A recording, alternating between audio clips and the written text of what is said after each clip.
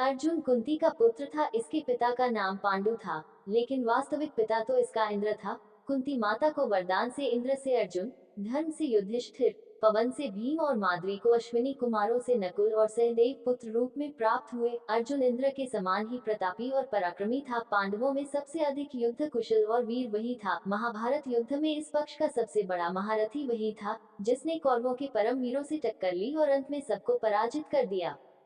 इंद्र ने पिता होने के नाते समय समय पर अर्जुन की सहायता की थी। गुरु द्रोणाचार्य ने इसको धनुर्वेद की शिक्षा दी थी।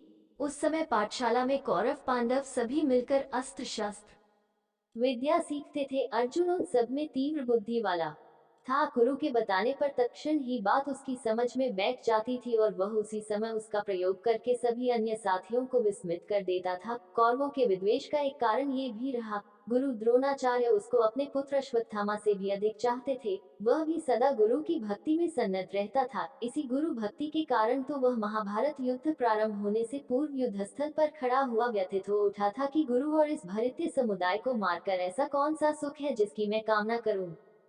लेकिन कृष्ण के उपदेश ने उसके संशय को मिटा दिया। फिर भी चाहे द्रोणाचार्य कौरव पक्ष से लड़ रहे थे, अर्जुन की श्रद्धा उनके प्रति कम नहीं हुई थी।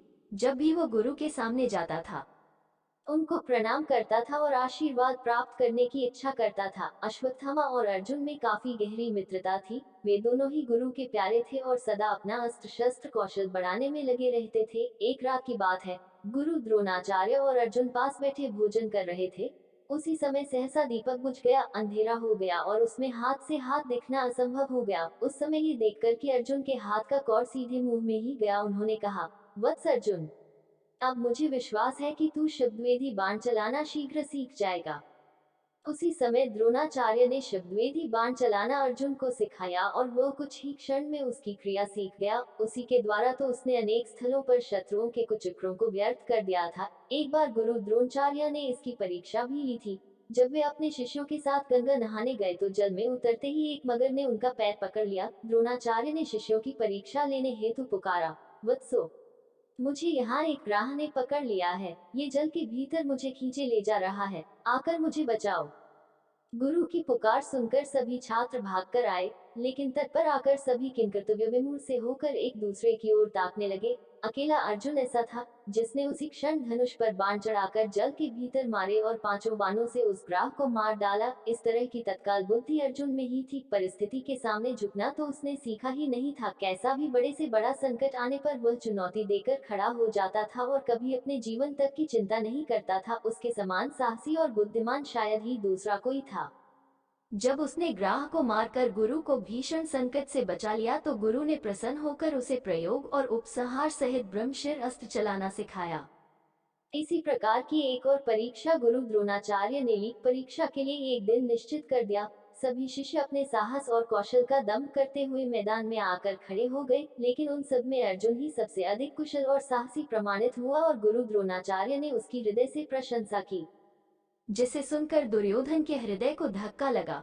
कौरवों में से कोई योद्धा वो काम नहीं कर पाया था जो अर्जुन ने किए थे।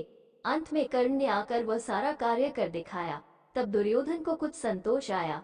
कर्ण भी अर्जुन की तरह ही वीर और युद्ध विद्या में निपुण था। उसको तो गुरु भी परशुराम जैसे मिले थे, जिन्होंने अपने अपूर्व पराक्रम से पृथ्वी को 21 बार क्षत्रियों से रहित कर दिया था। वह कभी भी अर्जुन के कौशल की प्रशंसा नहीं करता था और सदा उसके प्रति एक ईर्ष्या का भाव इसके हृदय में बना रहता था। इसी कारण वह कभी भी पांडव पक्ष में नहीं मिल पाया। उसकी विशेष शत्रुता तो अर्जुन से थी, क्योंकि उसे ही वह अपना प्रतिद्वंद्वी समझता था। सच भी था, अर्जुन के सिवा दोनों पक्षों में और कोई ऐसा योद्धा न था जो बाण विद्या में उसको पराजित कर सकता था। अर्जुन ने भी छल से उसको मारा था। अर्जुन के अपार पराक्रम का परिचय हमें उस समय भी मिलता है जब उसने कर्म क्षेत्र में गंधर्वराज अंगारपूर्ण का सामना किया था। गंधर्वराज महापराक्रमी था और पहले पहल उसने अर्जुन को इस तरह ललकारा था जैसे पर्वताकार देह वाला एक योद्धा एक साधारण व्यक्ति को ललकारता है।